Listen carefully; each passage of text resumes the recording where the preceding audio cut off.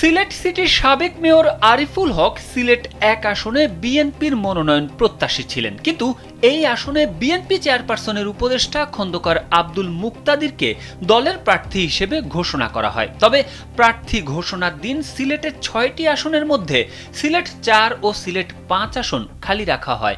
এ নিয়ে সিলেটে বেশ জল্পনা কল্পনা চলছিল। সিলেট ৫ আসন শরিক দলের জন্য ছেড়ে দেওয়ার গুঞ্জন থাকলেও সিলেট ৪ আসনে কে মনোনয়ন পাচ্ছেন এ নিয়ে বেশ আলোচনা চলছিল। এই অবস্থায় সবকিছুর অবসান ঘটিয়ে এই আসনে আরিফুলকে প্রার্থী ঘোষণা করা হয়েছে। বুধবার বিষয়টি কালবেলাকে নিশ্চিত করেছেন তিনি। এখন যে কোনো ব্র্যান্ডের পুরাতন এসি বদলে নতুন ওয়ালটন এসিতে উপভোগ করুন 25% ছাড়। দলীয় সূত্রে জানা যায়, মঙ্গলবার কেন্দ্রের জরুরি তলবে তিনি ঢাকায় আসেন। সেখানে তাকে নিয়ে কয়েক দফা বৈঠক হয়।